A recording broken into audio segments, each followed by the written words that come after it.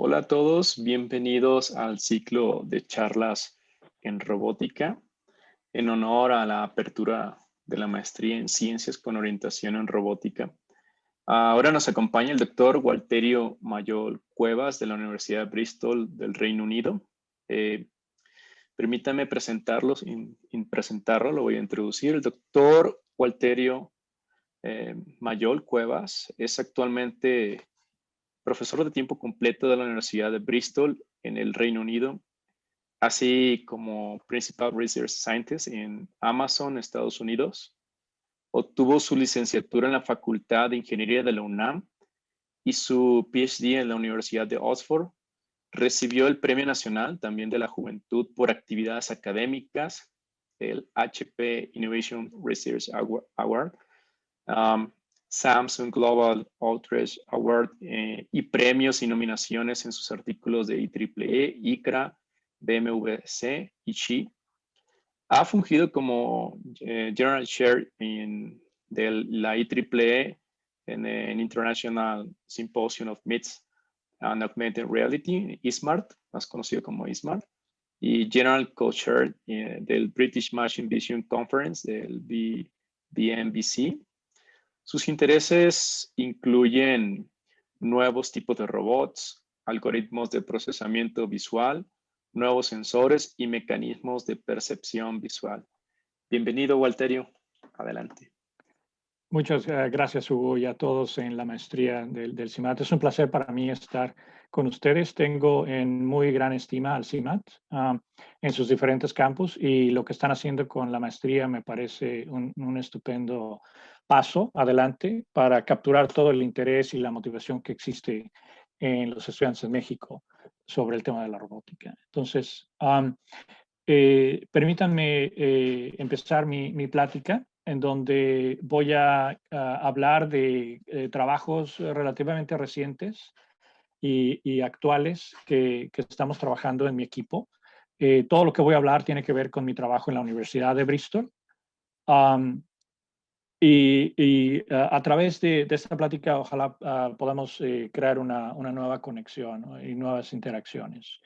Algo que me gusta mucho, colaborar con mis colegas en México. Mi trabajo ha tocado varios temas de robótica y de visión por computadora. A mí me ha gustado mucho combinar las posibilidades que existen eh, eh, entre los sistemas que actúan en el mundo y los sistemas que perciben.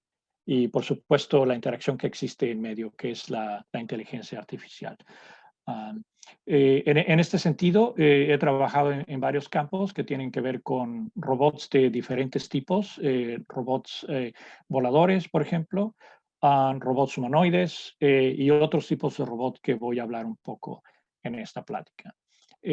Algunos de los trabajos de los que voy a presentar tienen relación con alumnos míos o colegas en México. Por ejemplo, un trabajo que hicimos alrededor del 2012, hace ya 10 años más o menos, tiene que ver con drones que vuelan y tratan de construir mapas en el espacio. Y este trabajo, por ejemplo, fue con José Martínez Carranza, que ahorita está en el INAOE, y antes hizo su postdoctorado y doctorado, de hecho, en México, en donde ahí pudimos trabajar juntos.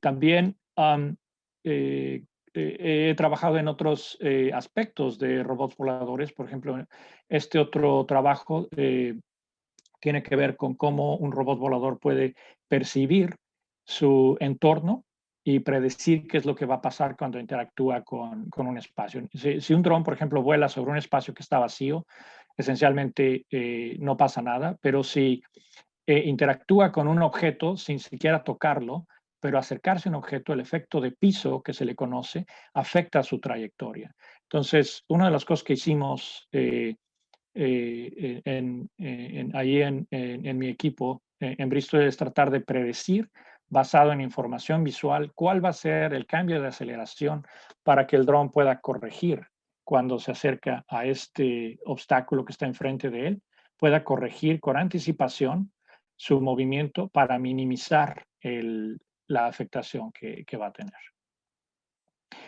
Pero mi trabajo con la combinación de robots y visión por computadora tuvo que ver con mi doctorado que hice en la Universidad de Oxford. Este es un trabajo de hace ya casi 20 años, del 2003, en donde mi trabajo combinó robots vestibles, ahorita voy a explicar un poquito más, con mapeo visual. Pero una pregunta, ¿sí se pueden ver los videos correctamente? Muy bien, sí, sí se ve muy bien. Gracias. Entonces, en este caso, trabajé con mi colega en aquel entonces, Andy Davison, que estábamos en el mismo grupo. Él estaba haciendo su postdoctorado ahí y él empezó a trabajar en estos sistemas de SLAM, de mapeo visual, en donde el sistema colecta un conjunto de puntos en el espacio y trata de construir este mapa en 3 dimensiones.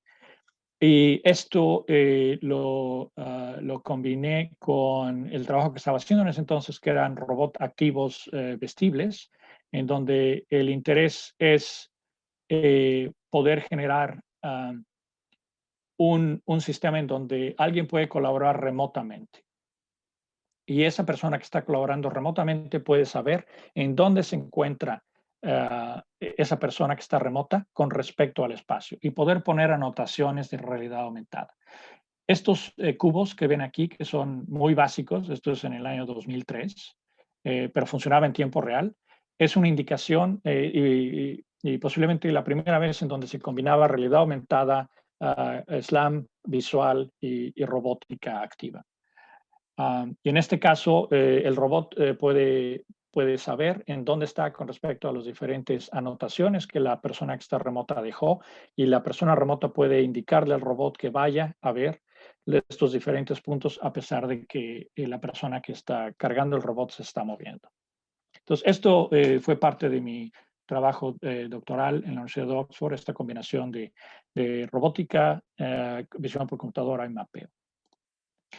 Subsecuentemente, cuando tomé mi posición de académico en la Universidad de Bristol, mejoramos estos sistemas de mapeo visual porque aquel sistema inicial de Andy Davison, que era muy bueno, el MonoSLAM, que abrió muchas puertas, se rompía muy fácil. Y se rompía porque los descriptores visuales que tenía eran muy básicos y no resistía si había una oclusión o si había cambios en el entorno, se rompían muy fácilmente. Entonces, en mi equipo en Bristol desarrollamos un sistema mucho más robusto con descriptores visuales mucho más sofisticados que permitían que pudiéramos ponerlos en plataformas más complejas. Y una de las cosas que me tocó liderar en mi grupo es que nosotros le dimos el sistema de SLAM a Samsung, el robot humanoide que desarrollaron. Este es conocido como RoboRay, y en ese entonces era el robot más avanzado que existía, pues utilizaba movimiento de caminado dinámico, o sea, el robot se está cayendo a cada paso, exactamente como lo hacemos los humanos, para beneficiarnos de la gravedad. Entonces, lo que sucedía es que un sistema convencional de SLAM se rompía cuando el robot caminaba, pero con nuestro sistema de Bristol esencialmente pudimos hacer que el robot pudiera moverse en el espacio, caminar con su caminado dinámico, y aquí podemos ver diferentes puntos que el sistema está mapeando y cómo se están construyendo aquí alrededor con un mapa.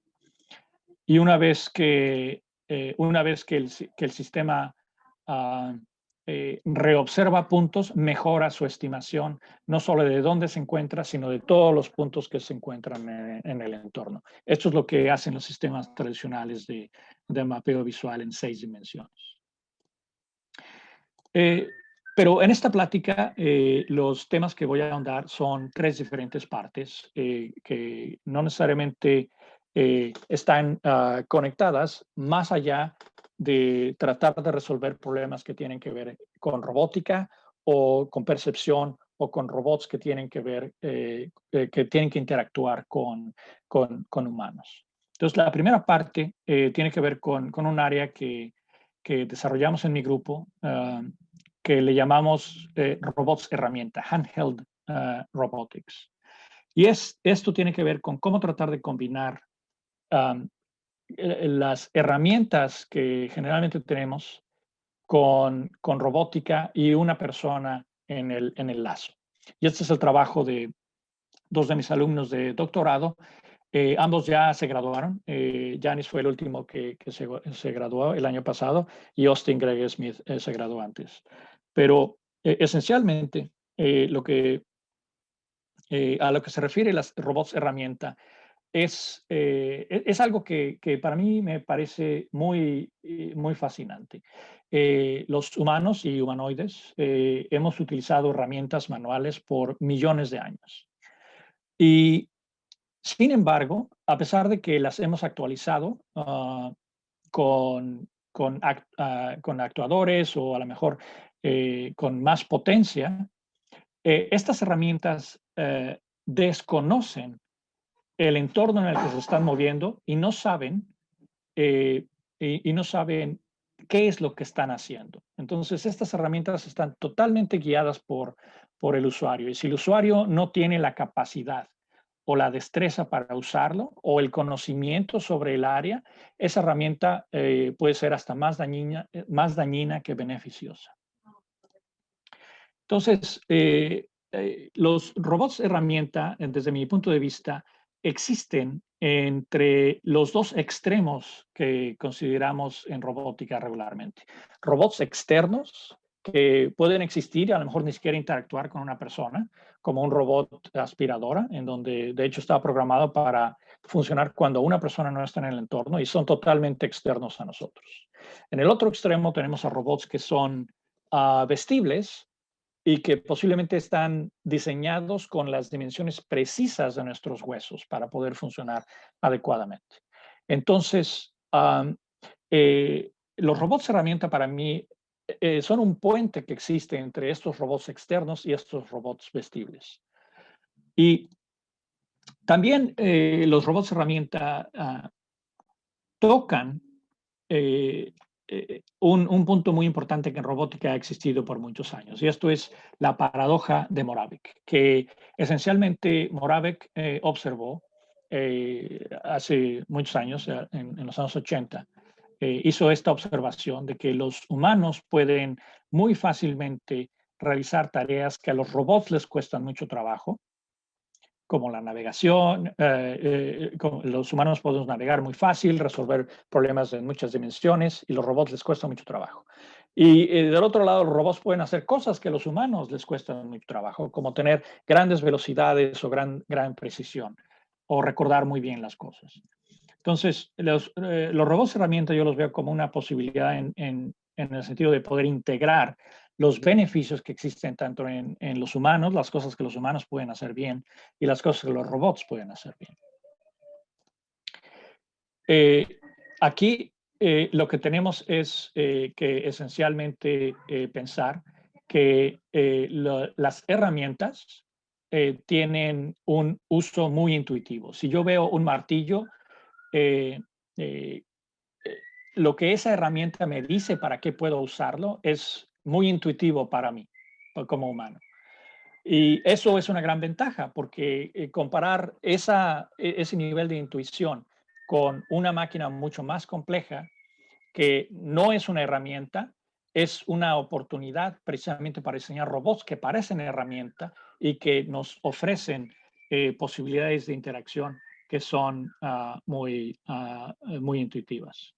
Pero obviamente para tener un robot herramienta el objetivo es poder extender estas capacidades que los humanos ya tienen, y cómo pueden los humanos mantener de todos modos cierto nivel de control sobre estos robots. Entonces, los robots herramienta cubren muchos aspectos positivos desde mi punto de vista para extender las oportunidades de interacción entre robots y personas.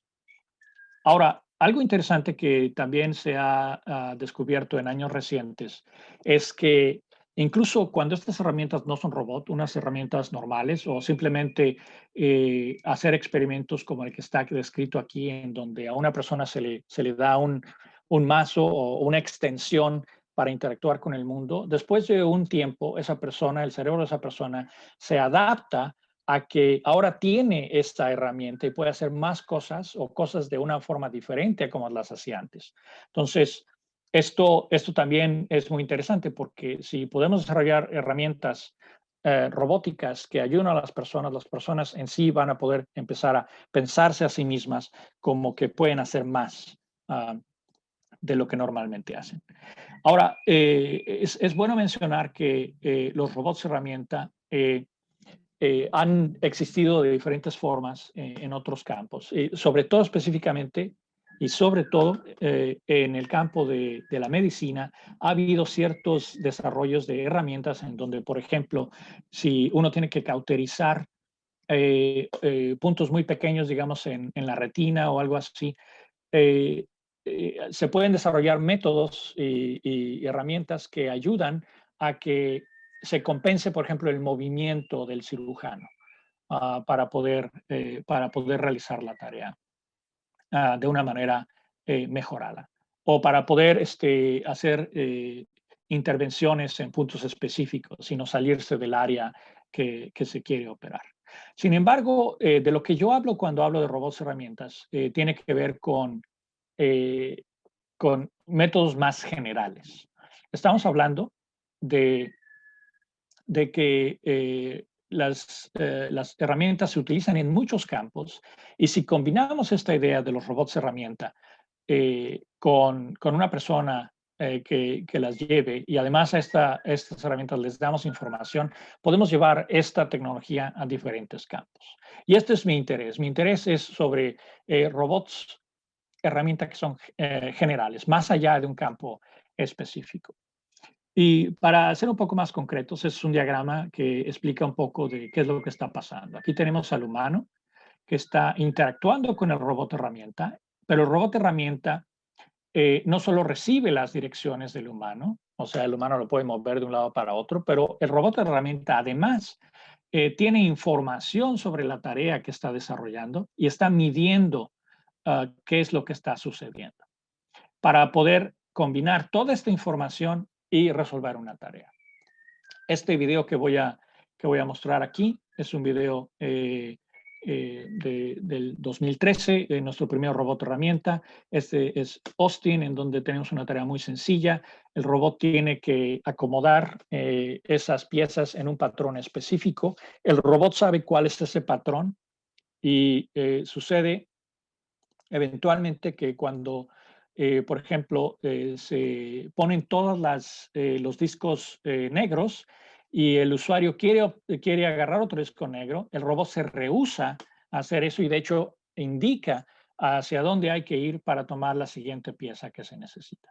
Entonces, este es un ejemplo muy básico en donde podemos ver que el robot está ayudando a esa persona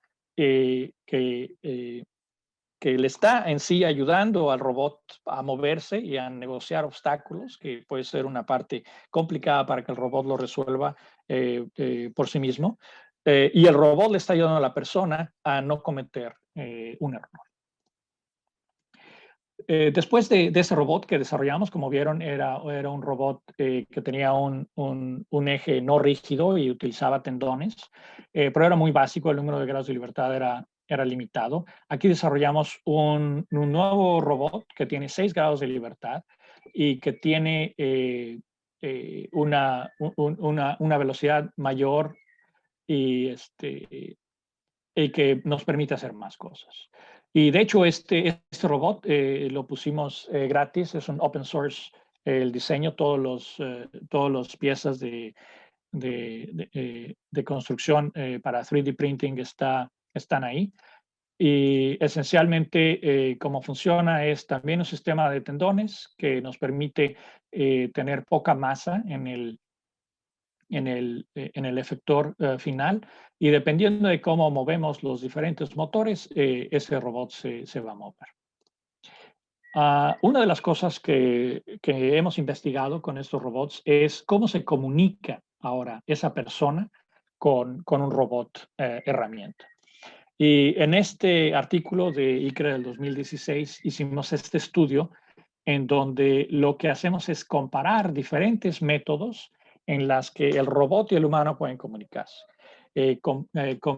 Comparamos realidad aumentada, en donde aquí la tarea es que el usuario tiene que poner en un punto específico del espacio la punta del robot. Imaginen que el robot está siendo usado para tomar mediciones en puntos específicos de una máquina. Es más o menos lo que estamos simulando. Y aquí comparamos qué pasa si la persona tiene al robot o si la persona está utilizando una herramienta de mano que no es robot. Entonces, el interés es qué pasa si le decimos a la persona dónde está el punto que tiene que tocar con un monitor de realidad virtual, con un monitor en 2 dimensiones, como una televisión portátil que se está llevando, o realidad aumentada, en donde la persona puede ver a través de un visor de realidad aumentada dónde está el punto que tiene que interactuar, y entonces lleva al robot tácticamente al lugar cercano donde le indica la realidad aumentada y el robot simplemente completa la tarea para obtener el gran nivel de precisión. Y entonces comparamos estas diferentes formas de comunicarse con el usuario y le incluimos una más que es no hay ningún monitor y simplemente con gestos el robot está apuntando hacia dónde quiere ir.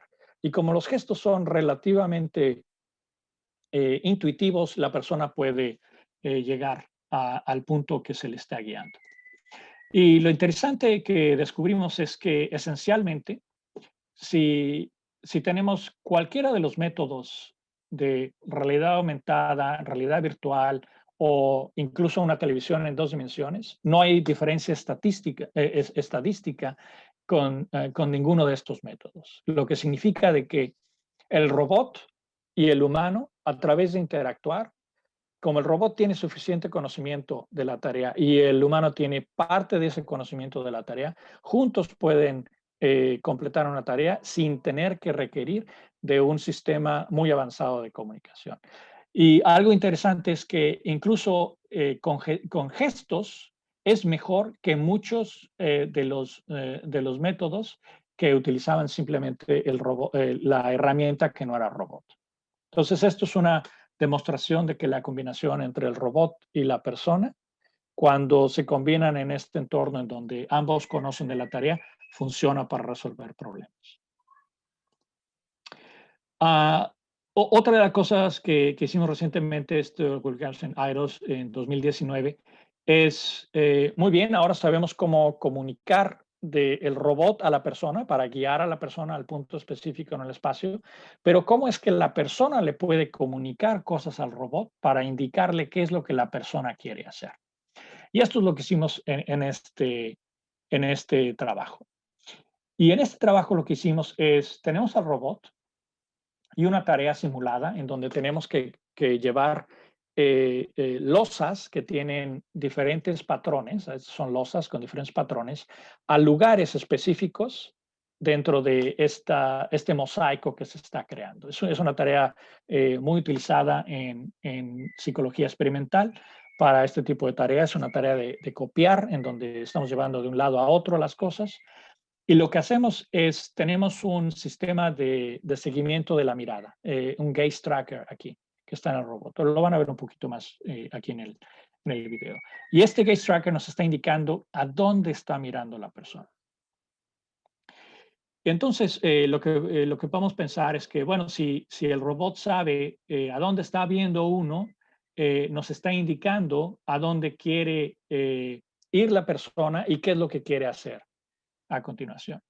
Sin embargo, uno de los retos que existen en la medición de la interacción entre entre personas y robots, es que es muy subjetivo la información que se puede obtener, incluso con sensores como de estos de mirada.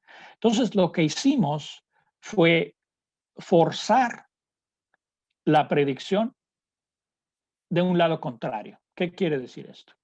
Que nuestro robot predice qué es lo que la persona quiere hacer y hace lo opuesto a lo que la persona quiere hacer. ¿Por qué hacemos esto? Porque una persona, sobre todo un voluntario que nosotros traemos a hacer un experimento como estos, puede estar tan emocionado de estar jugando con una herramienta como estas, como un robot, que nos puede decir, sí, lo que yo quería hacer, el robot lo hizo. Y a lo mejor el robot se equivocaba de vez en cuando, y la reacción que podemos obtener de un voluntario es menor a que si nosotros forzosamente hacemos lo que la persona sabemos que no quiere hacer. Entonces, forzamos la señal, forzamos a que el robot haga totalmente lo contrario a lo que la persona quiere hacer, y eso significa de que sabemos qué es lo que la persona quiere obtener, y agarramos otra cosa totalmente distinta y le llevamos a un lugar diferente. Cuando hacemos eso, nuestros voluntarios reportan que el robot estaba no haciendo lo que quería. Y también comparamos cuando el robot predice lo que ellos querían. Entonces, podemos tener una señal mucho más fidedigna de que estamos realmente prediciendo qué es lo que la persona quiere hacer. Y lo hacemos a través de un modelo de predicción cuya información está basada en el seguimiento de la mirada.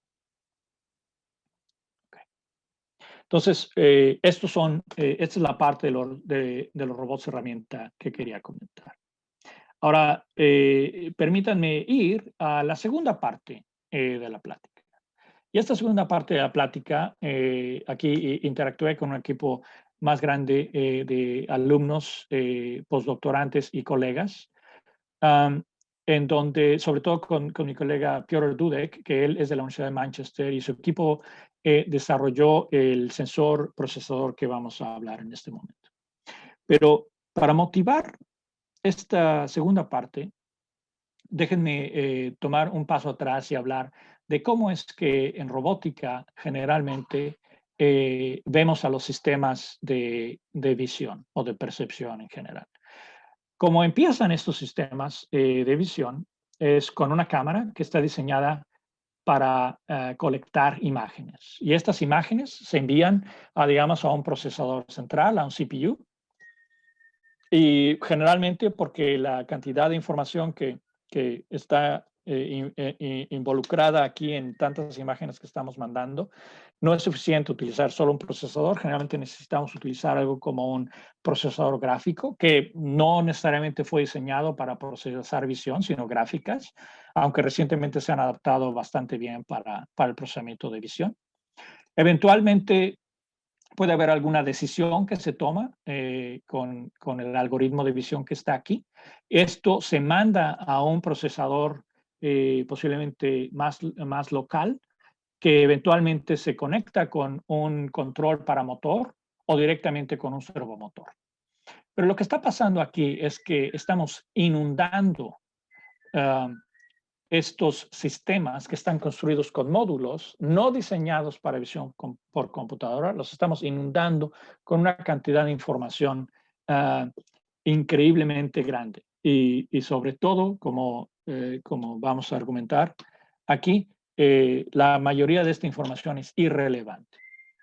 Entonces, ¿qué es lo que sería mucho más conveniente para hacer percepción en robótica, percepción visual en robótica? Algo más conveniente es poder ir más directamente de la captura de la imagen a la acción, a controlar directamente el motor, en donde simplemente lo único que sale de este sistema de percepción es la dirección, la velocidad, el lugar donde se encuentran las cosas que estamos tratando de seguir o de reconocer, y con la intención de que reduzcamos el nivel de energía, porque si tenemos un sistema que nos puede dar esto y le quitamos muchos pasos intermedios, vamos a poder reducir el consumo de energía.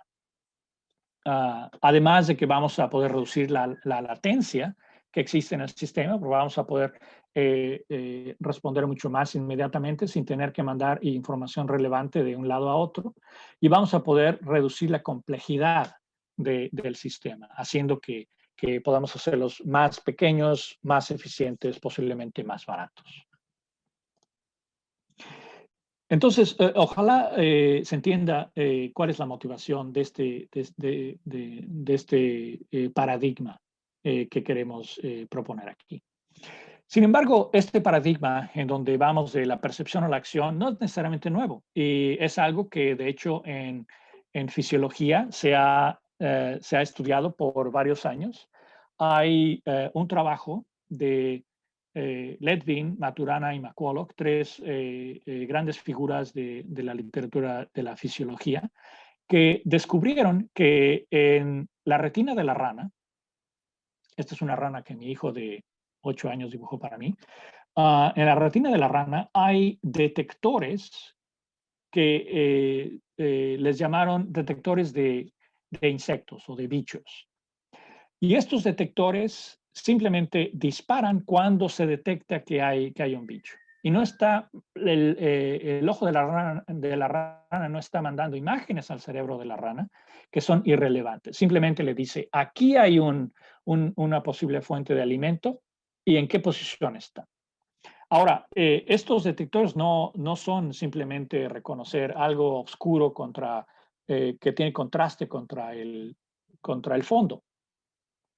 Estos detectores que ellos descubrieron responden al tipo de movimiento de los insectos que son posible alimento de la rana. Entonces, no es solo que tiene contraste contra el fondo, sino se mueven de una forma que es consistente con el posible alimento. Entonces, ¿qué es lo que está pasando aquí?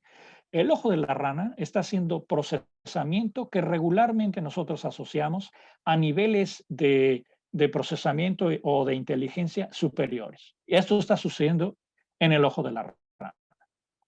Y obviamente la rana está interesada en hacer esto para poder saber a dónde conseguir el alimento. Entonces, el ojo de la rana está diseñado para poder actuar, no está diseñado para guardar imágenes o para hacer otras cosas que son irrelevantes para su mundo. En su mundo, lo que importa es esto y el ojo de la rana, como parte del procesamiento de información, está haciendo gran parte de la tarea. Y esto me lleva a la arquitectura conocida como SCAMP, que mi colega Piotr Dudek, que mencioné de la Universidad de Manchester, y su equipo desarrollaron hace casi 20 años, en donde esencialmente lo que se tiene es un nuevo tipo de sensor procesador. Y lo que aquí pasa es que cada elemento de píxel, cada elemento que mide información de luz que recibe, tiene un procesador. Cada píxel tiene un procesador. Es un procesador muy sencillo, es un procesador analógico, pero es un procesador que puede hacer operaciones aritméticas y puede comunicarse con sus vecinos. Tiene registros y banderas y demás. Lo que hace esto es que podamos combinar cómputo con percepción visual. Y esto nos permite hacer muchas tareas que regularmente nosotros necesitaríamos tener un sistema mucho más complejo, con un GPU tal vez más distante y demás. Cómo funciona y cómo lo podemos visualizar es que tenemos estas imágenes, cada uno de estos es un registro que está dentro, cada uno de estos píxeles con registro, es un elemento del arreglo que les mostré hace un momento. Entonces se puede imaginar que tenemos un registro que es la imagen que está llegando, tenemos otros registros que a lo mejor almacenan imágenes anteriores. Lo que podemos hacer es hacer operaciones aritméticas. Podemos sumar estos registros, podemos restarlos, podemos moverlos para un lado, para otro con Shift. Y eso nos permite hacer cómputo al punto en el que se está recibiendo la información.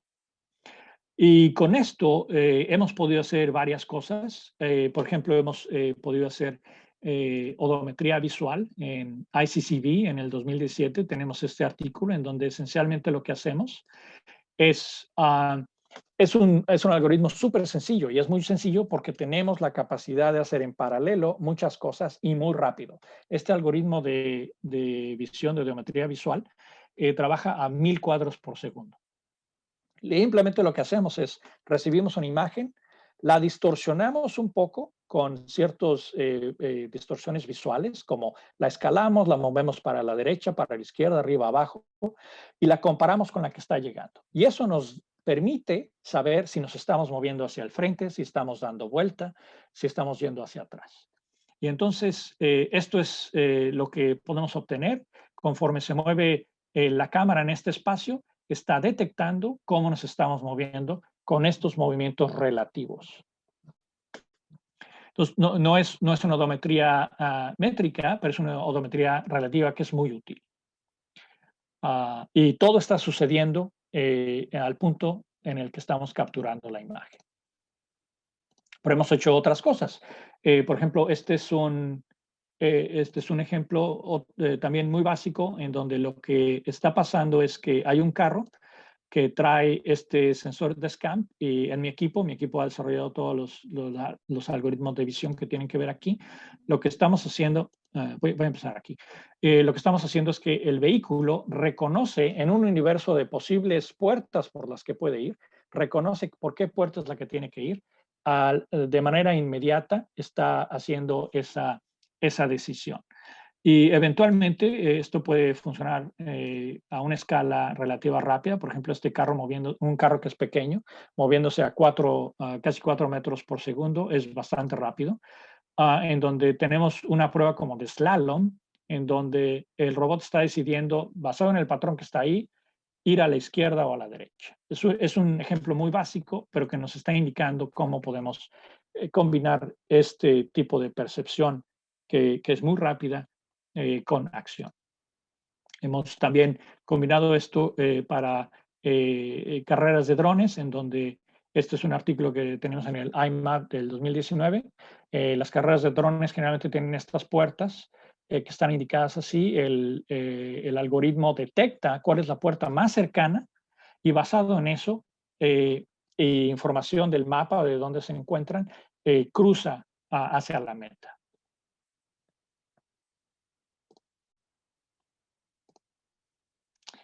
Más recientemente, otra cosa que hemos hecho es ahora este sistema de procesamiento masivo paralelo nos permite considerar el uso de redes convolucionales que están trabajando al punto en el que se está capturando la imagen. Entonces, esto es muy novedoso porque recuerden, la tecnología anterior es procesa todas las imágenes y después puedes hacer la inferencia. Aquí estamos demostrando cómo en el punto en el que se está capturando la imagen podemos clasificar en este caso números y después también estamos detectando cosas como objetos, en este caso un carro que se está moviendo en el entorno, lo estamos detectando con una red neuronal que está funcionando todo dentro de este sistema. Y así es como las implementamos, basado en el procesador paralelo. Podemos implementar redes básicas neuronales, pero que pueden llegar a correr hasta 17,000 cuadros por segundo, porque todo está sucediendo ahí. No tenemos que estar mandando información y tapando los canales de comunicación con información irrelevante. Todo lo que está aquí lo podemos hacer dentro del sistema y lo único que sale del sistema es, en este caso, por ejemplo, esta es una letra A o la posición del carro que estamos siguiendo está aquí. Esto también puede tener cosas interesantes con respecto a privacidad, por ejemplo. Y otro ejemplo aquí es en donde directamente conectamos a este sensor de SCAMP que tiene una red neuronal que está tratando de hacer la inferencia del juego de papel, piedra, tijeras y con una velocidad de 8,000 cuadros por segundo y con una latencia que va desde el punto de captura de la imagen a la señal que estamos mandando al motor de 121 microsegundos. Entonces, con muy poca latencia podemos estar trabajando, gracias a poder hacer la inferencia al momento que se captura. Y más recientemente, este es de hecho el trabajo de maestría que hizo conmigo en la Universidad de Bristol Héctor Castillo Elizalde y mi equipo de estudiantes de doctorado y postdoc. Él desarrolló este sistema. Voy a correr el video porque lo explica bien. Entonces, déjenme. In this work, we present a method of visual localization performed directly upon the focal plane of a pixel processor array sensor. The PPA sensor incorporates processing and memory into each pixel element, allowing visual data to be stored and processed on sensor. Our approach involves first capturing a visual database onto the focal plane from a sequence of select images. Each select image is encoded as a node in this database. The parallel processing of the PPA is used to directly compare each new image with every node in the database simultaneously. This comparison is used to update the weightings for each node based on the visual similarity between it and the new image. When combined with a motion model that transfers weights between nodes based on camera motion, this approach allows localization to be performed over a sequence of images, effectively by determining the best matching sequence in the database. We test our approach on a number of video datasets. Here we see the Nordland train dataset with a database of brand new descriptors generated at a different time of year than the video sequence used for testing. Despite the visual differences between seasons, our method is able to localize along many parts of the dataset. We also tested our approach on both urban and simulated video sequence datasets, testing both databases constructed of binary descriptors and low-resolution images. It has demonstrated results comparable to similar methods, while conducting all significant computation on the focal plane of the PPA sensor, rather than using external hardware for this processing.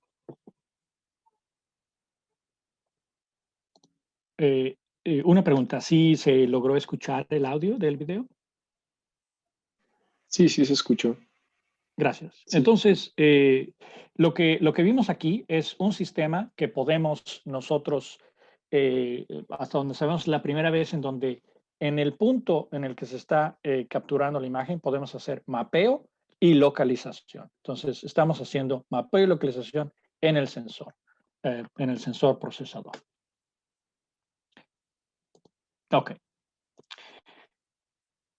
La tercera parte de la plática, que voy a ir relativamente rápido, tiene que ver con un problema de robótica que es muy antiguo y para mí uno de los más fundamentales, que es cómo puede un robot o un sistema de inteligencia artificial saber qué es lo que puede hacer con un objeto o qué es lo que puede hacer en ese entorno.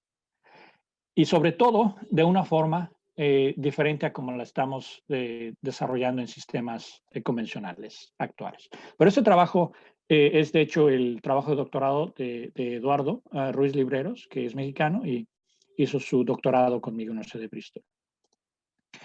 Y este trabajo, déjenme usar este ejemplo para empezar. ¿Qué es esto que vemos aquí? ¿Qué es lo que tenemos aquí enfrente?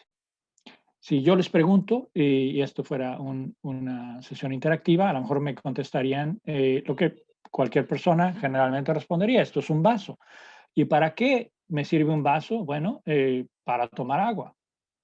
Sin embargo, esta obsesión es más una obsesión que otra cosa, de tratar de etiquetar al mundo. Es algo que venimos arrastrando por muchos años. Sin embargo, creo yo, está afectando la forma en la que desarrollamos a nuestros sistemas de percepción. Porque este vaso no solo nos sirve para tomar agua. Si yo les digo, bueno, también sirve como pisapapeles, me van a decir que ciertamente sirve. O para otras cosas, tal vez pueden construir un castillo de arena con este vaso. Porque el objeto no es la etiqueta. El objeto es qué es lo que yo puedo hacer con este objeto. Y este objeto puede ser una infinidad, literalmente una infinidad de cosas. ¿Y cuál es el problema aquí? El problema es que si nosotros nos obsesionamos con métodos de inteligencia artificial en los que tenemos que etiquetar al mundo con todas las posibilidades que este objeto puede tener, entonces ya estamos cayendo en algo que va a ser intractable y que de hecho nos está afectando, porque nos estamos alejando de tal vez buscar esas representaciones que son más generales y que los robots en particular necesitan para poder interactuar con el mundo, que no necesariamente conocen con antelación. Entonces, el concepto de affordances, que en español he escuchado algunas traducciones como ofrecimientos, por ejemplo, Eduardo Morales del INAOE me decía que a unos alumnos le comentó que esto puede ser una buena traducción y puede ser, estoy de acuerdo. ¿Qué es lo que este objeto me ofrece? ¿Qué es lo que yo puedo hacer con este objeto? Este concepto se introdujo en los años 70 por Gibson, en donde es un concepto difícil de definir, hay muchas definiciones muy ambiguas, pero es algo que desde mi punto de vista nos puede rescatar de creer que todo lo que tenemos que hacer en el mundo de la inteligencia artificial o robótica es juntar más datos. Porque realmente, desde mi punto de vista, lo que tenemos que hacer es entender la representación. Y esto es obviamente no nuevo, esto es algo que también ha existido antes de los enfoques de Deep Learning actuales, en donde la representación es algo fundamental y es algo que yo creo que tiene que mantenerse aún como parte de la investigación en ciencias de la robótica o de inteligencia artificial. Pero lo que diseñamos aquí con Eduardo es una manera en la que mucha gente puede estar de acuerdo en el caso de affordances. A pesar de que no hay definición bien establecida o al menos objetiva de affordances, mucha gente está de acuerdo de que es algo que existe entre el objeto y la escena, o entre dos objetos. ¿Qué es lo que mi mano puede hacer con este martillo o qué es lo que este objeto puede hacer con otro objeto? Y lo que hacemos es desarrollar un método geométrico, es algo muy sencillo, muy básico, que está basado en una estructura geométrica que ya existía, que se llamaba el bisector, la superficie del bisector. La superficie del bisector esencialmente es una entidad geométrica que existe como algo entre los puntos de los dos objetos que queremos calcular esta superficie del bisector. Entonces, es una superficie que está aquí, que es muy fácil de definir, es simplemente la distancia, la distancia media que existe entre dos objetos. Y una vez que definimos esta superficie del bisector, podemos muestrearla. Y para ello tenemos un artículo en ICRA en 2018 donde hablamos de diferentes métodos de muestreo, pero imaginemos que lo muestreamos de manera aleatoria o de manera con un peso basado en la distancia que existe entre los dos objetos. Y lo que hacemos, y esto es lo que es lo que definimos nosotros, que es el tensor de interacción, es un campo de vectores que nos dicen de dónde vino este punto que estamos muestreando de la superficie del bisector, de dónde vino y qué dirección, qué distancia tiene. La colección de estos vectores de interacción es lo que estos vectores es lo que nosotros llamamos el tensor de interacción. Y la propiedad interesante que tiene este tensor de interacción, a lo mejor es un poco difícil de verlo en estas imágenes porque son un poco pequeñas, pero algo muy interesante que para mí me parece fundamental es, por ejemplo, tenemos este objeto que es el fregadero aquí y tenemos diferentes objetos aquí. Tenemos una copa, tenemos una taza, una jarra, una olla.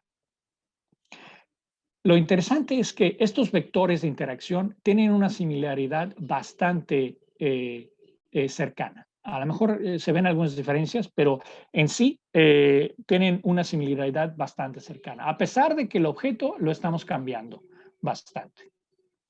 O al revés, si lo que hacemos es cambiar la escena, digamos, tenemos un gancho que queremos colgar y lo podemos colgar aquí en esta silla o lo podemos colgar aquí en este objeto o en uno de estos para colgar cosas o ropa. Estos tensores de interacción son muy similares, lo que significa que esta representación está capturando de una manera más general la interacción que existe entre estos objetos. Y lo interesante aún más, a pesar de la generalidad, es que lo que queremos hacer y lo que hacemos en este trabajo es con un solo ejemplo, digamos, yo genero un tensor de interacción entre estos dos objetos, el gancho colgado en la silla, y después con ese mismo tensor de interacción quiero encontrar en otros lugares, aunque nunca los haya visto, aunque sean totalmente diferentes a esta silla que está aquí, quiero encontrar otros lugares en donde puedo obtener esa interacción. Y esto es esencialmente lo que hacemos. Tenemos un método en donde en el trabajo de ICRA tenemos un robot simulado en este caso que está moviéndose en el espacio y está, y está tratando de entender qué es lo que podría pasar en este espacio que jamás vio antes. En este caso está tratando de buscar dónde puede sentarse una persona. Hemos también hecho cosas como esto con cámaras de profundidad, de RGBD, en donde aquí, por ejemplo, el ejemplo que les mostré, en donde con un solo ejemplo entrenamos dónde puede colgarse un gancho, ahora tratamos de buscar dónde puede más colgarse este gancho y encontramos algo que yo mismo he hecho, que puedes poner un gancho al borde de una mesa o lo puedes poner en algo como esto que está acá, que es un tripié de una cámara. Lo que significa que esta representación es bastante genérica y nos permite descubrir muchas cosas más allá del ejemplo con el que entrenamos. Este otro ejemplo que está aquí para mí es también muy interesante. Yo recuerdo cuando mi hijo tenía 2 años, le gustaba jugar a que iba en una motocicleta al borde del sillón, porque tiene una forma similar, a lo mejor de todo lo que había en la sala era lo más similar. Entonces, ¿dónde yo puedo pretender que estoy conduciendo una motocicleta? Pues puede ser en lugares como esto. Y si comparamos nuestro tensor de interacción con otros métodos, en este caso es el tradicional ICP, por ejemplo, lo que tenemos es que fallan muy fácilmente. Y tenemos otros trabajos en donde extendemos esto para tener múltiples interacciones y affordances en el espacio y cómo el sistema puede descubrir, por ejemplo, esta sombrilla que está colgada en la manija del horno, algunas otras cosas que parecen que fueron descritas por un script, pero no, aquí está totalmente definido por el tensor de interacción que viene de un solo ejemplo. Entonces, esto es un área que hay mucho que hacerle todavía.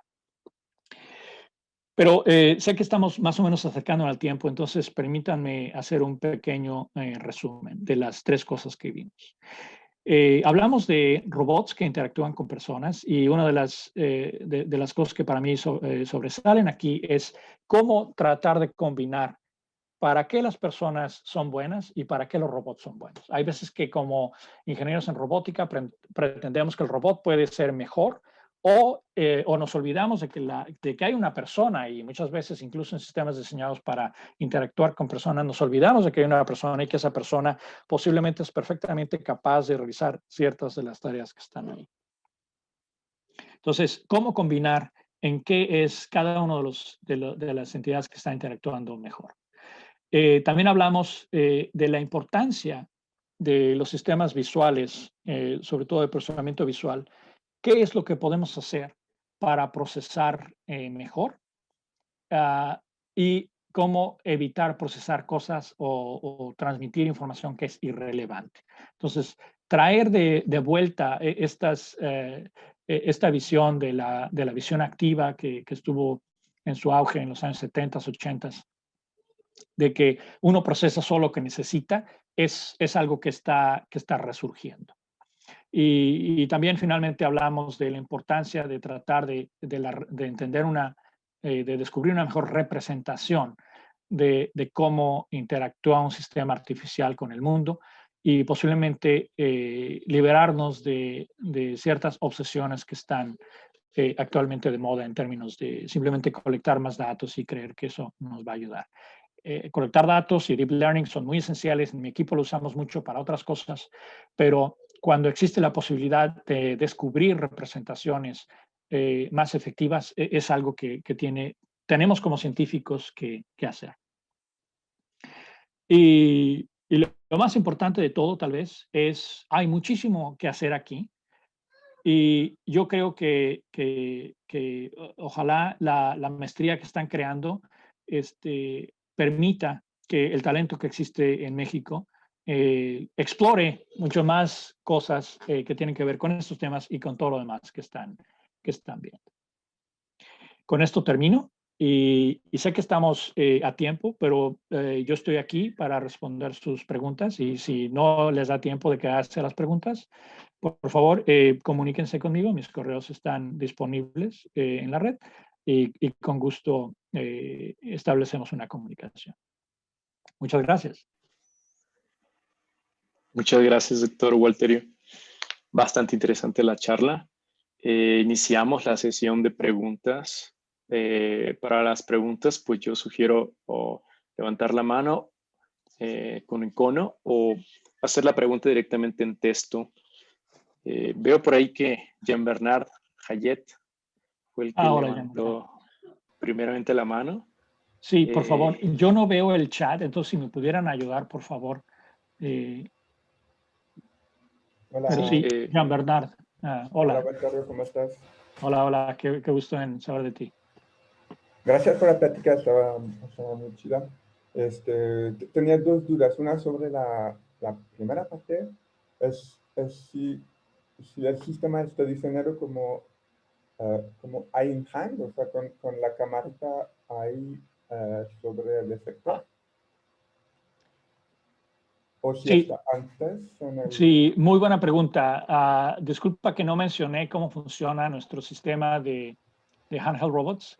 Aquí lo que tenemos es, tenemos un mock-up.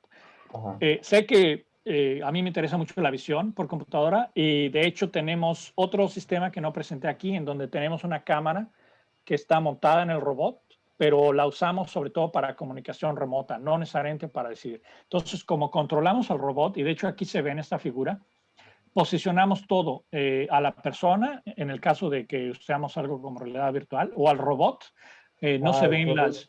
No se ven... Tiene bolitas, ¿verdad? Sí, tiene bolitas y así es como tenemos un sistema de motion capture que nos permite saber exactamente dónde está. Y la razón por la que hicimos eso, a pesar de que mi campo de investigación tiene que ver mucho con visión por computadora y quiero que eso se desarrolle hacia ese sentido, para mí las preguntas más importantes están en la interacción entre la persona y el robot. Entonces, asumamos que ya sabemos y pusimos un sistema de SLAM en el robot y que funciona perfectamente. Sabemos que todavía hay mucho que hacer en ese sentido, pero asumimos que eso existe, entonces nos concentramos en la interacción entre la persona y el robot para este trabajo. Sí, gracias por la pregunta. Y la segunda era sobre la cámara, la SCAM. Sí. Por lo que decías de que tiene registros por píxeles y la posibilidad de comunicar a los vecinos, no sé si eso lo hace como un super candidato para implementar todo lo que tiene que ver con campos de Markov, o sea, como deep propagation para estereo, para segmentación y eso, y la imagen que debería ir súper rápido, ¿verdad? Sí.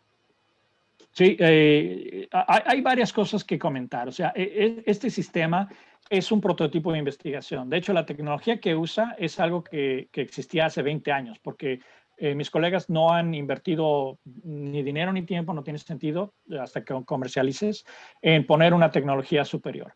Pero el tipo de procesador que tienes aquí es muy, muy básico. Sin embargo, si puedes poner tu algoritmo en términos de operaciones básicas como sumas, restas, shifts y demás, puedes implementarlo y lo puedes implementar a miles de cuadros por segundo, que es lo interesante.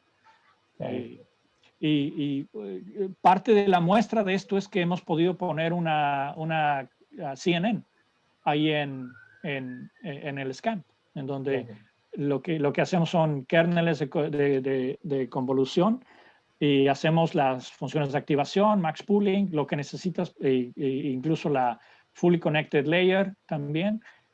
Puedes hacer muchas cosas. En una CNN hacer todas esto a nivel local. Entonces, esta es una CNN muy básica. Tenemos 2 capas de convolución, a lo mejor 3, estamos trabajando en más. Pero con eso puedes hacer mucho. O sea, lo que hacemos es, por ejemplo, en este caso de mostrar, puedes reconocer objetos o puedes hacer seguimiento de objetos. Puedes hacer odometría visual. Hay muchas cosas que puedes hacer con un par de capas y esto lo puedes hacer a gran velocidad, que para ciertos robots puede ser muy interesante, o puedes hacerlo para ayudarte en cosas de privacidad, ¿no? No tienes que estar mandando información fuera que no necesitas mandar. Claro. Y planean, ¿cómo se llama? Liberar, no liberar, pero distribuirla, o sea, producirla. Sí, mi colega, que es quien diseñó la arquitectura, está ahorita trabajando está trabajando para hacer comercial esto. Pero algo que hicimos, incluso en mi grupo también, como nosotros hicimos la visión por computadora, hay un simulador del SCAM. Si están interesados, escríbanme y les digo. Si no, pueden ir al proyecto agile.org, perdón, aquí tengo la liga, aquí en project-agile.org, y ahí tenemos material. Y si hay algo que necesiten, déjenme saber. Tenemos tanto un simulador del SCAM, que obviamente no va a correr a la misma velocidad, pero va a permitirte saber qué puedes programar y cómo puedes programar en paralelo. Y también tenemos una conexión a un simulador, que de hecho lo utilizamos en el último artículo que mencioné, que es para mapeo y localización. Utilizamos un simulador con Coppelia Sim, entonces podemos interactuar el simulador de SCAM con el Coppelia Sim, entonces te permitiría empezar a experimentar en este campo, incluso sin tener se puede el hardware. montar sobre un robot de Coppelia Sim, o sea, un drone, algo así, ¿no? Sí, de hecho así probamos en el último artículo de ICRA de localización con Héctor, ahí lo hicimos, uno de los resultados en simulador para poder comparar. Sí. Muchas gracias. Al contrario, gracias por la pregunta y que todo esté bien. Daniel Vera tiene una pregunta. Adelante, Daniel. Hola, Daniel. ¿No me reconoces?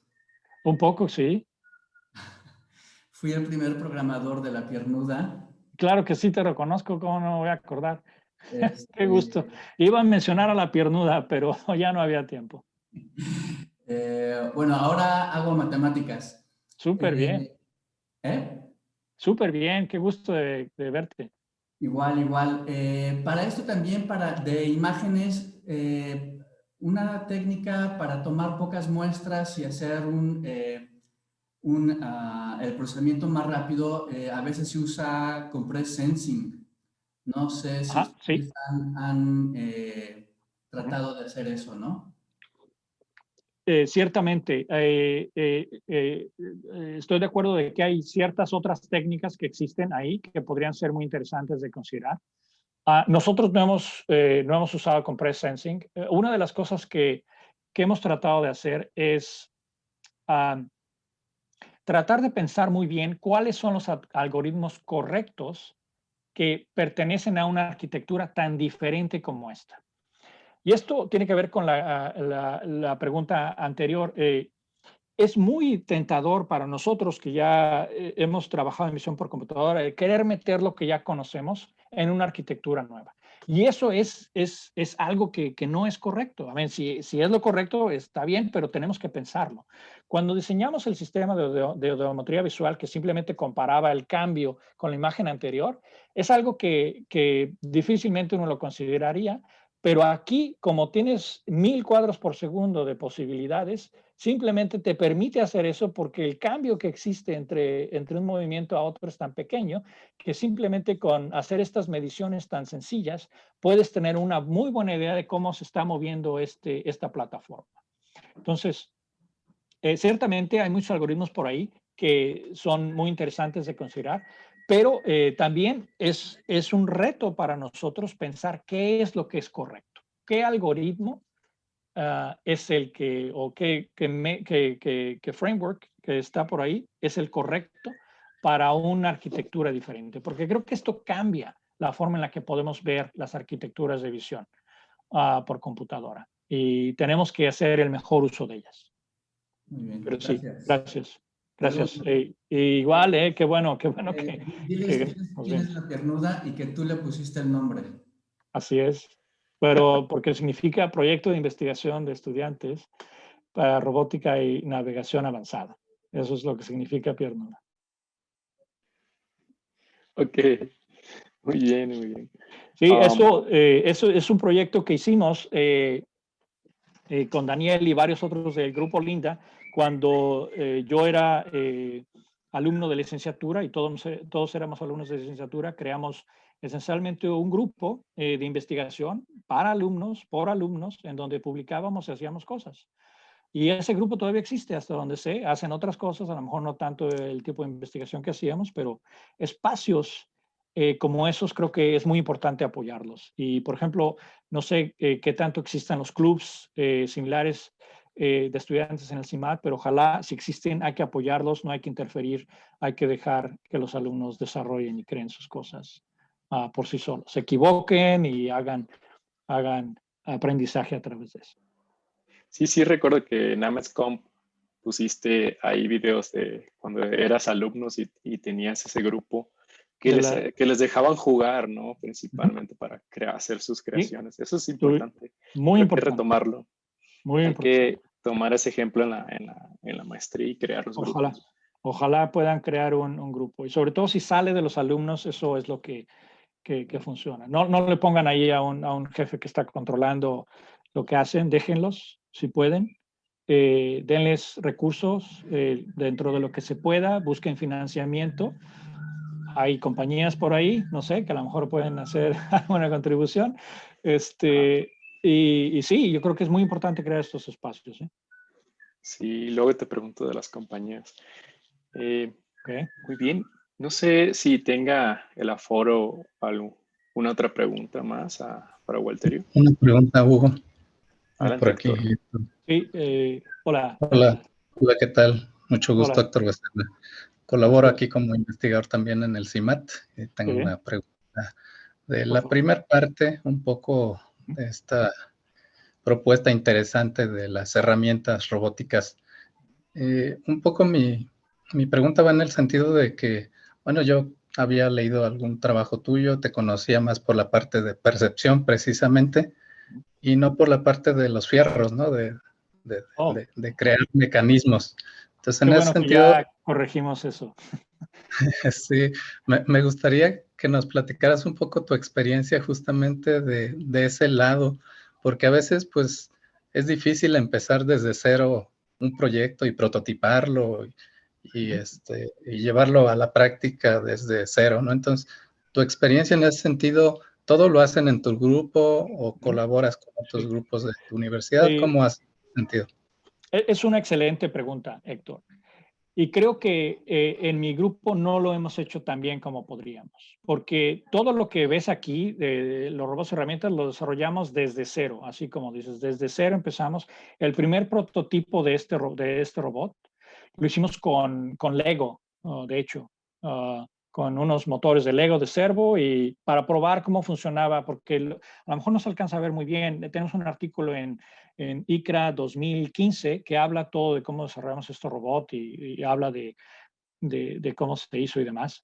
Pero es un robot muy sencillo, tiene un elemento elástico con unos servos ahí. No es tan complicado, o sea, no es muy complicado. Creo que 3D printing ha ayudado mucho, ciertamente, para esto. Y el hecho de que hay actuadores muy buenos y baratos en el campo del hobby, porque por ejemplo, utilizaba servomotores de hobby. Ya el siguiente prototipo utilizó los Dynamixels, que son más avanzados, pero aún así no son servomotores industriales. Creo que tu pregunta es muy interesante porque, como te decía, lo hicimos todo en mi grupo. Sin embargo, es algo que a mí personalmente me gustaría mejorar como investigador. Cómo colaborar más con otro grupo que ya sabe hacer ciertas cosas. Y no tengo yo que reinventar todo. Es muy bueno que reinventar porque uno aprende y falla y demás, pero hay veces que es muy ineficiente. Entonces, colaborar más y no necesariamente creer que a lo mejor como investigador yo puedo caer muy fácilmente en yo lo puedo hacer todo y no necesito a nadie más. Eso es muy malo, eso puede ser muy malo. Entonces, colaborar y encontrar una buena colaboración puede ser mágico. Y eso lo he encontrado, digamos, en el trabajo de SCAMP, en donde nosotros no desarrollamos un sensor así. A lo mejor lo hubiéramos podido desarrollar de una manera muy ineficiente y no creo que hayamos avanzado tanto. Pero si tienes colaboradores que hacen otras cosas y pueden juntarse y pueden, incluso lo que está pasando aquí, recordemos lo que Moravec dijo, ¿no? Que los robots hacen bien unas cosas y los humanos hacen bien otras, y así existen grupos de investigación que hacen bien unas cosas y otros grupos hacen bien otras cosas. Entonces, cuando combinas las dos es cuando bien puedes hacer cosas, no necesariamente de la única forma, pero más eficientemente. Entonces, mi experiencia aquí es que si existe la oportunidad de cooperar, es mejor cooperar. Pero si no existe la oportunidad de cooperar, porque a lo mejor no hay con quién cooperar, entonces no hay que tenerle miedo a aventarse y hacer las cosas. Te puedo comentar, este trabajo de los robots herramienta lo sometí a que me dieran una, ¿cómo se dice en español? Perdón, grant, una beca. Una beca, gracias. Una beca. Sometí un par de veces a que me dieran una beca, las dos la rechazaron. Y el primer artículo que escribimos de este robot de herramienta también nos lo rechazaron. Al siguiente artículo que mandamos de herramienta lo nombraron como finalista del mejor artículo en ICRA para robots cognitivos, ¿no? No hay que rendirse. Si crees en algo, no hay que rendirse, ya sea cooperando o empezando desde cero, sin necesariamente creer que tienes que empezar por lo todo, empezar paso a paso. Es lo que yo podría confirmar, o sea, no soy el único que ha hecho eso, ¿no? Confirmar que funciona. No hay que desanimarse, hay que seguir tratando de hacer las cosas y hay que colaborar si se puede. Y si no se puede, hay que hacerlo. Así es. Pues muchas gracias. No sé si esto te ayude de algo, pero con gusto claro. más. Claro, y estará excelente pues tener ya más contacto contigo, y aquí hay muchos estudiantes pues muy brillantes en general. ¿Sí? En el posgrado de Ciencias de la Computación, pues en la parte de robótica, pues hay un poco menos, por eso de hecho la idea de generar una maestría nueva en robótica para atender esa población que consideramos que hay estudiantes interesados y que pueden ser muy brillantes. Definitivamente. Y definitivamente aprovechar las colaboraciones con gente como tú que están fuera y que ven desde otro punto de vista también las necesidades, y colaborar estaría excelente. A mí me encantaría, o sea, que ojalá sí podamos organizarlo, a lo mejor co-supervisar proyectos o proponer proyectos, dar más pláticas, hablar con los alumnos, todo eso más que dispuesto. Excelente, muchas gracias. Hasta luego. Súper. Estupendo, Walter. Creo que sí te vamos a tomar la palabra. No, definitivamente. No es promesa vacía, es en serio. Okay. Gracias. Tenemos espacio para unas preguntas más. Sí.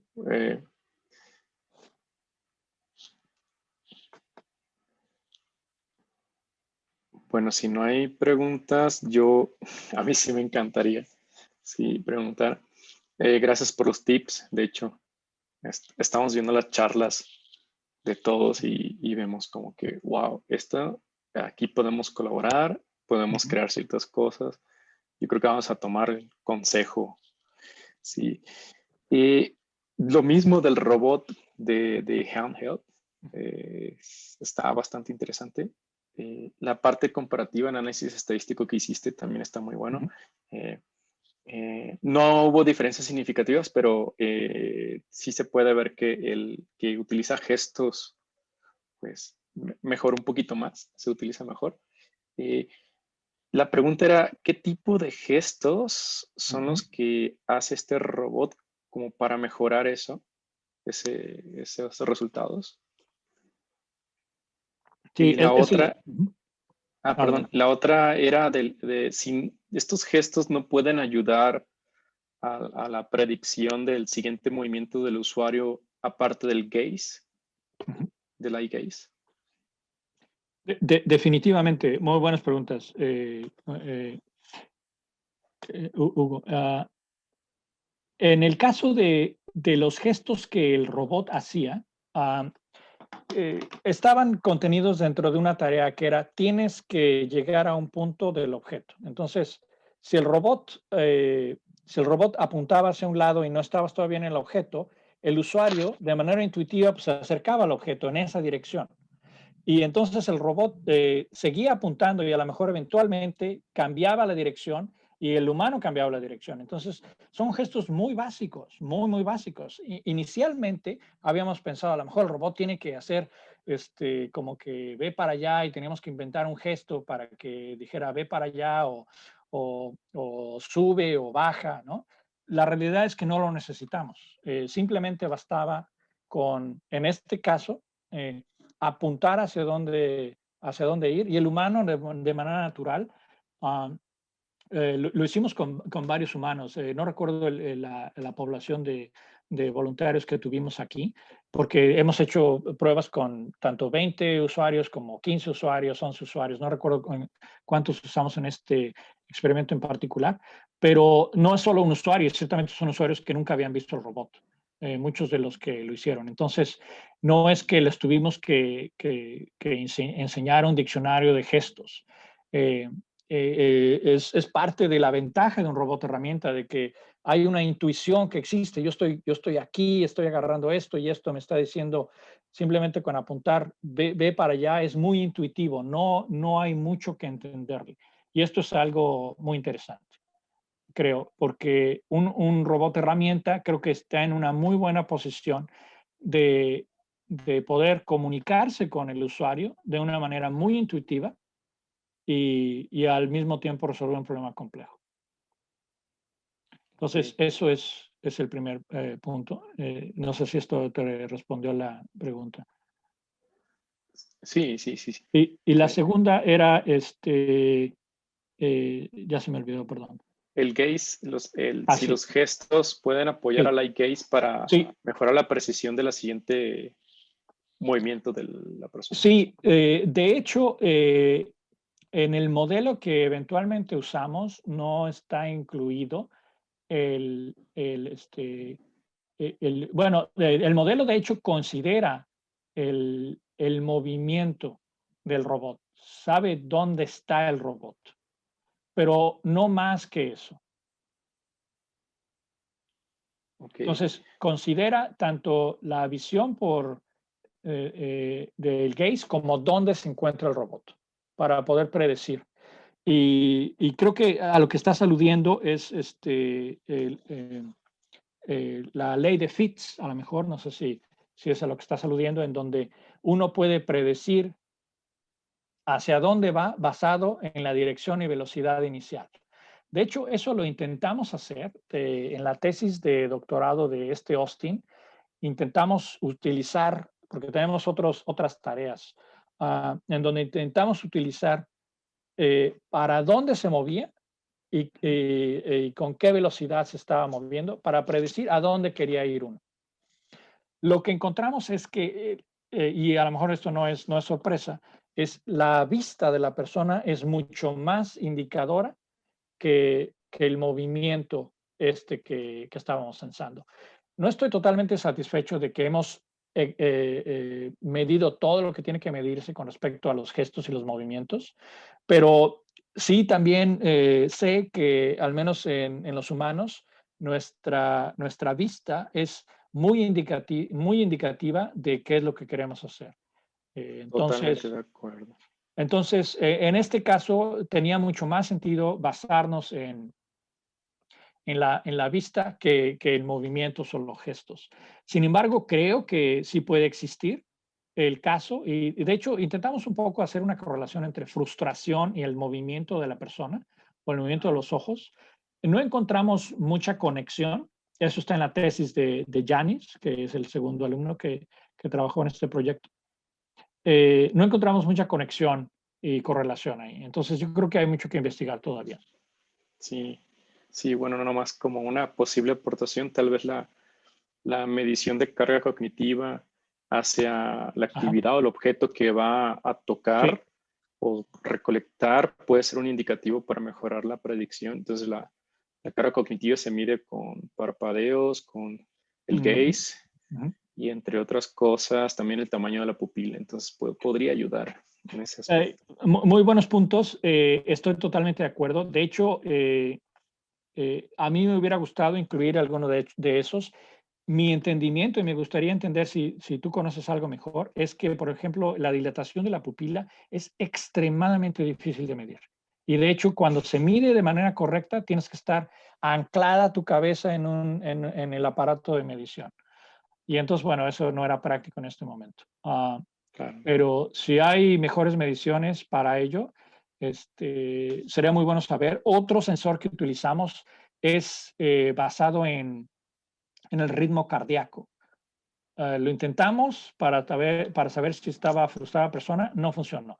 Y esto también es parte de experiencia anterior con mi trabajo en computación vestible, en donde este tipo de sensores fisiológicos son extremadamente difíciles de darte una señal correcta. Pero creo que hay mucho que se puede hacer en ese sentido. El siguiente sería medición de ondas cerebrales, posiblemente. En donde se puede medir, o con luz, ¿no? Los nuevos sistemas que utilizan luz para medir actividad cerebral. Creo que hay posibilidades de medir un poco más. La predicción de la intención es uno de los, de los grandes retos de la robótica, que incluye a los humanos, ¿no? Sí, aquí están estudiando en CIMAT la predicción de las intenciones de los movimientos del cuerpo con Murrieta, creo que está trabajando Israel Becerra. Es complejo, muy complejo. Sí. Me gustaría saber más. Sí. Muchísimas gracias, Walterio. No sé si hay algún... Bueno, por aquí yo creo que ya debemos de cerrar la charla, pero pues estamos muy agradecidos de que hayas aceptado nuestra invitación a esta charla y contar con este conocimiento, ¿no? Y estos consejos, tips para el grupo de CIMAT y para todos los que estamos escuchándote. Pues muy bien, muchísimas gracias a todos. No sé si gustas, Walterio, ¿no? despedirte también de nosotros. Sí, claro. A ustedes, de verdad que estoy muy emocionado de saber que va a haber una nueva maestría de robótica en México. Es algo que se necesita, como les mencioné al principio, cada vez que voy a México, el entusiasmo se mide casi como una vibración en el ambiente, el entusiasmo por la robótica en México. Tenemos un gran potencial. Yo doy clases fuera de México y no, a pesar de que existe mucho interés, no siento la misma ebullición y vibración como la he sentido cuando he hablado con alumnos mexicanos. Entonces, posiblemente es porque hay mucho que hacer y eso es la oportunidad, ¿no? Si hubiera ya tanta industria en México sobre robótica y demás, a lo mejor no existiría esa ebullición. Entonces estamos en un momento clave para poder desarrollar eso, en donde la robótica todavía es el futuro, es un sueño, es algo que está por hacerse. Y no solo en México, sino en el mundo, pero en México en particular creo que hay mucho potencial, precisamente porque hay mucho que hacer. Entonces los felicito por el paso de la maestría y de verdad, conéctense, conectémonos y a ver cómo podemos colaborar. Perfecto. Excelente. Un anuncio, si me permiten un anuncio. El día viernes 11 de junio a las 12, hablando de la misma maestría, vamos a tener una sesión informativa con el doctor Diego Mercado Ravel y su servidor, el doctor Hugo Mitre, y pues vamos a hablar de esto. Sí. Muchas gracias por asistir, que todos tengan un excelente día.